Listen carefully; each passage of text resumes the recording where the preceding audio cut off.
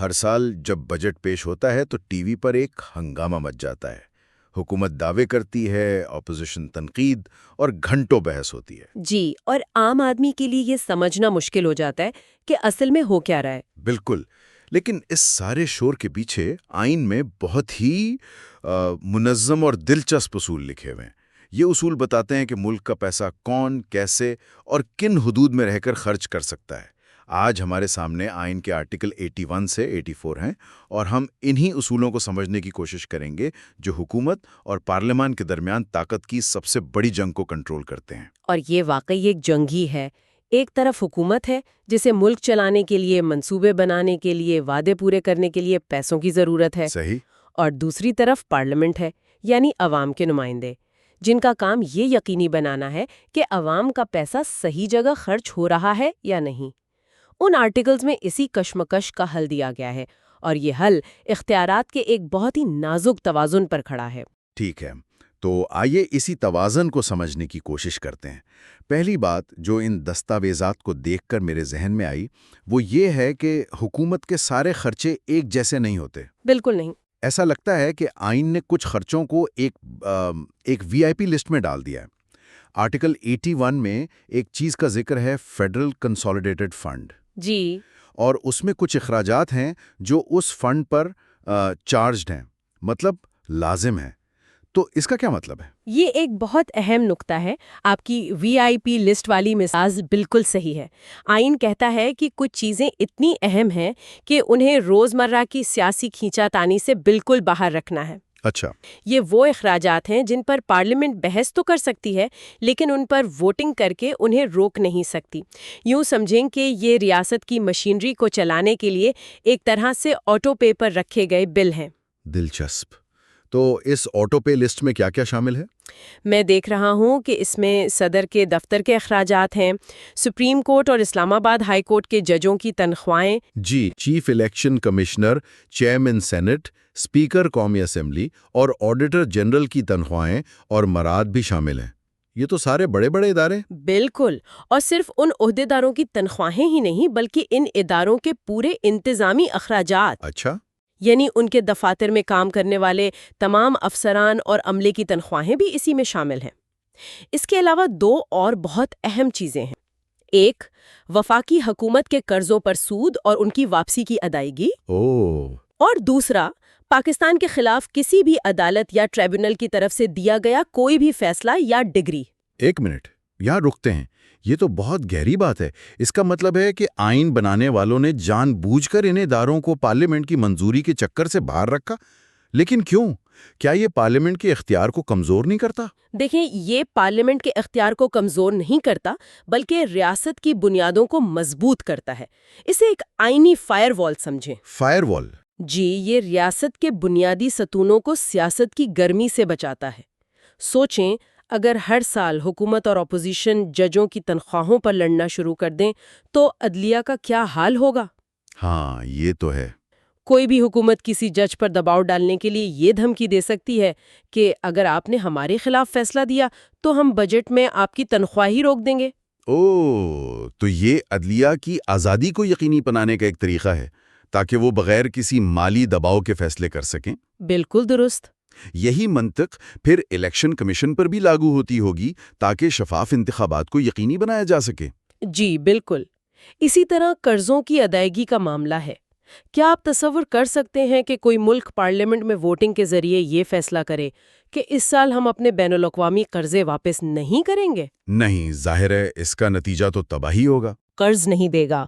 اس لیے یہ اخراجات ناقابل بحث نہیں بلکہ ناقابل رائے شماری ہیں تاکہ ریاست کا نظام مستحکم رہے۔ ٹھیک ہے، تو یہ تو وہ خرچے ہو گئے جن پر پارلیمان بحث تو کر سکتی ہے لیکن انہیں روک نہیں سکتی۔ یہ ایک طرح سے آٹو پائلٹ پر ہیں۔ لیکن بجٹ کا سارا پیسہ تو ایسا نہیں ہوتا۔ نہیں، بالکل نہیں۔ اصل سیاسی لڑائی تو باقی رقم پر ہوتی ہے نا؟ آرٹیکل 82 ہمیں اسی میدان جنگ میں لے جاتا ہے۔ بالکل، یہ بجٹ کا وہ حصہ ہے جہاں پارلیمان کی اصل طاقت، اس کا سب سے بڑا ہتھیار سامنے آتا ہے۔ اسے اکثر پاور آف دا پرس کہتے ہیں۔ پیسے کی طاقت؟ جی، پیسے کی طاقت۔ حکومت کو کچھ بھی کرنا ہو، نئی موٹر وے بنانی ہو، نئے اسپتال قائم کرنے ہوں یا دفاعی ساز و سامان خریدنا ہو، اسے پیسہ پارلیمان سے ہی مانگنا پڑتا ہے، اور پارلیمان کہہ سکتی ہے نہیں۔ یہی وہ طاقت ہے جو حکومت کو عوام کے نمائندوں کے سامنے جواب دہ بناتی ہے۔ تو یہ عمل کام کیسے کرتا ہے؟ آرٹیکل 82 کے مطابق بجٹ کا یہ دوسرا حصہ گرانٹس کے مطالبات یعنی ڈیمانڈز فار گرانٹس کی شکل میں قومی اسمبلی میں پیش کیا جاتا ہے۔ جی، مثلاً وزارت صحت کہے گی کہ مجھے اگلے سال کے لیے 200 ارب روپے چاہیے، اور وزارت دفاع کہے گی کہ مجھے 1500 ارب۔ جی ہاں، اور ہر وزارت کا مطالبہ ایک الگ گرانٹ کے طور پر پیش ہوتا ہے۔ اب قومی اسمبلی کے پاس 3 آپشنز ہوتے ہیں۔ 3 آپشنز؟ پہلا، وہ مطالبے کو منو من منظور کر لے۔ دوسرا، وہ اسے مکمل طور پر مسترد کر دے، جو کہ بہت کم ہوتا ہے، کیونکہ اس کا مطلب اس وزارت کا کام ٹھپ ہو جانا ہے۔ صحیح۔ اور تیسرا اور سب سے عام آپشن، وہ اس میں کٹوتی کر دے۔ اس کی کوئی مثال دے سکتے ہیں؟ فرض کریں حکومت نے ایک نئے لیپ ٹاپ اسکیم کے لیے 50 ارب روپے کا مطالبہ کیا ہے۔ بالکل۔ اب اسمبلی میں اس پر بحث ہوگی۔ اپوزیشن کہہ سکتی ہے کہ یہ پیسہ ضائع کرنے کے مترادف ہے، اس سے بہتر ہے کہ اسکولوں کی عمارتیں ٹھیک کی جائیں۔ ہو سکتا ہے بحث کے بعد حکومت اور اپوزیشن میں اتفاق ہو جائے یا پھر ووٹنگ ہو۔ اسمبلی یہ فیصلہ کر سکتی ہے کہ 50 ارب بہت زیادہ ہیں، ہم صرف 20 ارب کی منظوری دیں گے اور باقی 30 ارب کی کٹوتی کرتے ہیں۔ یا پھر پورا مطالبہ ہی مسترد کر دے۔ یا وہ یہ بھی کہہ سکتی ہے کہ ہمیں یہ اسکیم ہی نہیں چاہیے اور پورا 50 ارب کا مطالبہ مسترد کر دے۔ حکومت اس کٹوتی یا مسترد شدہ رقم کو خرچ نہیں کر سکتی۔ پارلیمنٹ نے حکومت کے ہاتھ باندھ دیے۔ 1 منٹ، لیکن یہاں آرٹیکل 82 کی شق 3 میں ایک بہت اہم شرط لکھی ہے۔ وہ کہتی ہے کہ گرانٹ کا کوئی بھی مطالبہ صرف وفاقی حکومت کی سفارش پر ہی کیا جا سکتا ہے۔ جی، یہ بہت اہم ہے۔ یہ تو تھوڑا عجیب نہیں ہے؟ مطلب پارلیمنٹ خود سے یہ نہیں کہہ سکتی کہ حکومت نے صحت کے لیے کم پیسے رکھے ہیں، ہم اپنی طرف سے 50 ارب کا ایک نیا مطالبہ پیش کرتے ہیں۔ نہیں، وہ ایسا نہیں کر سکتی۔ انہیں صرف حکومت کی دی ہوئی فہرست پر ہاں، نہ یا کم کرنا ہے۔ یہ تو کافی محدود اختیار لگتا ہے۔ یہ ایک انتہائی اہم مشاہدہ ہے اور یہ اختیارات کے توازن کے ڈیزائن کو ظاہر کرتا ہے۔ آپ بالکل ٹھیک کہہ رہے ہیں، پارلیمنٹ خود سے کوئی نیا خرچہ تجویز نہیں کر سکتی۔ لیکن کیوں؟ اس کی ایک بڑی وجہ مالیاتی نظم و ضبط یعنی فسکل ڈسپلن کو برقرار رکھنا ہے۔ اگر ہر رکن اسمبلی کو اپنے حلقے کے لیے منصوبے تجویز کرنے اور فنڈز کا مطالبہ کرنے کی اجازت دے دی جائے تو بجٹ کا حساب کتاب رکھنا ناممکن ہو جائے گا۔ اچھا، مطلب ملک شاید دیوالیہ ہو جائے؟ بالکل۔ تو یہ نظام اس بات کو یقینی بناتا ہے کہ مالی منصوبہ بندی مرکزی طور پر حکومت کے ہاتھ میں رہے۔ لیکن اس منصوبے کی حتمی منظوری یا اس میں رد و بدل کا اختیار عوام کے نمائندوں کے پاس ہو۔ حکومت تجویز کرتی ہے، پارلیمنٹ فیصلہ کرتی ہے۔ بہت دلچسپ توازن ہے۔ یہی اس نظام کی خوبصورتی ہے۔ یہ حکومت کو پہل کرنے کا اختیار دیتا ہے، لیکن پارلیمنٹ کو ویٹو یا بریک لگانے کی طاقت دیتا ہے۔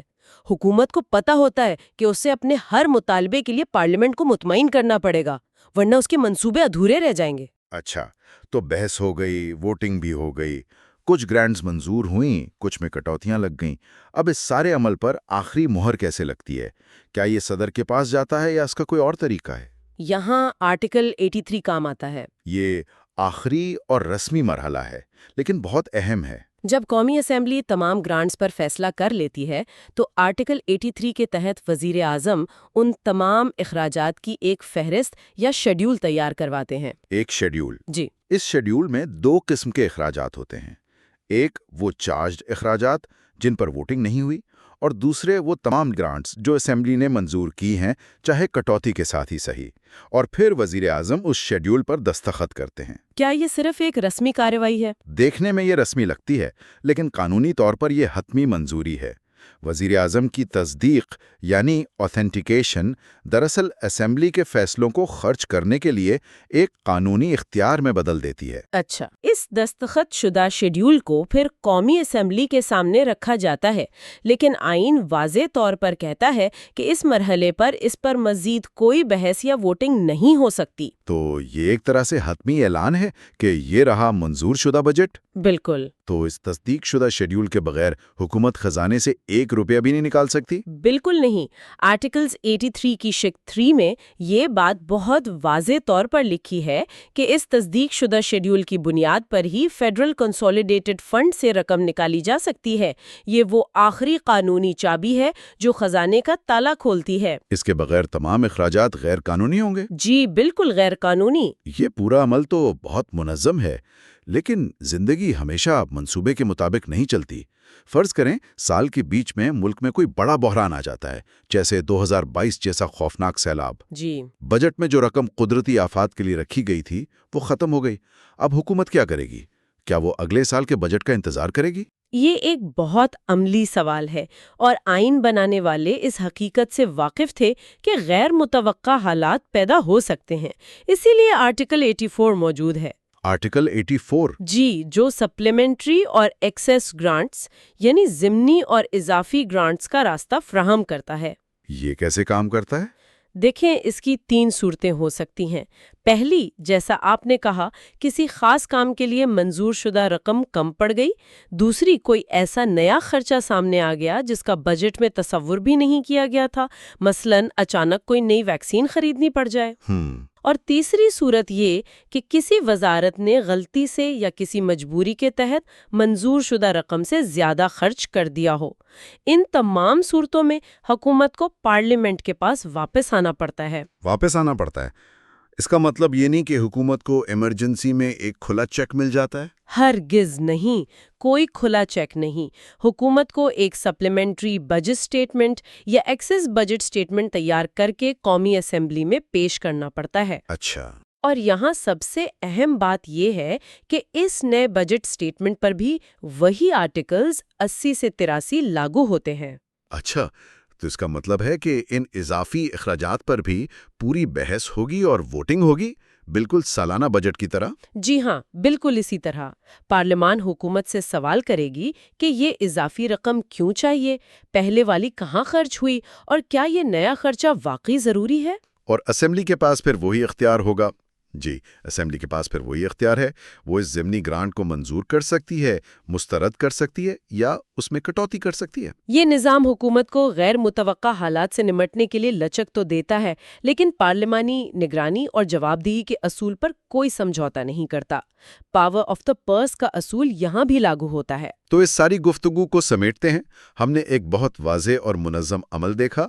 کچھ لازمی ناقابل رائے شماری اخراجات ہیں جی، جو ریاست کے کلیدی ستونوں جیسے عدلیہ اور الیکشن کمیشن کو سیاسی مداخلت سے بچاتے ہیں اور ملک کی مالی ساخت کو قائم رکھتے ہیں۔ درست۔ اور پھر باقی تمام اخراجات کا ایک میدان ہے جہاں حکومت اور پارلیمنٹ کے درمیان اختیارات کی اصل کشمکش ہوتی ہے، اور قومی اسمبلی کے پاس پیسے کی طاقت کے ذریعے حکومت کو جواب دہ ٹھہرانے کا حتمی اختیار ہے۔ بالکل، یہ اختیارات کی تقسیم اور توازن کا ایک بہت عمدہ آئینی ڈھانچہ ہے۔ حکومت تجویز کرتی ہے، پارلیمنٹ اس پر فیصلہ کرتی ہے۔ حکومت کو کام کرنے کی آزادی ملتی ہے، لیکن عوام کے منتخب نمائندوں کے ذریعے اس پر ایک کڑی نظر بھی رکھی جاتی ہے۔ یہ جمہوریت کے بنیادی اصولوں میں سے ایک ہے کہ عوام کے پیسوں کا فیصلہ عوام کے نمائندے ہی کریں گے، اور یہ آرٹیکلز اسی اصول کو قانونی شکل دیتے ہیں۔ ان دستاویزات میں مالی منظوری کا ایک بہت واضح طریقہ کار بیان کیا گیا ہے۔ اس سے میرے ذہن میں ایک آخری سوال پیدا ہو رہا ہے جس پر غور کیا جا سکتا ہے۔ جی ضرور۔ ایک ایسے نظام میں جہاں فنڈز کی درخواست صرف حکومت کر سکتی ہے اور پارلیمنٹ صرف اس پر رد عمل دے سکتی ہے، یہ طریقہ کار کسی ملک کی ترجیحات کو کس طرح تشکیل دیتا ہے؟ یہ ایک بہت گہرا سوال ہے۔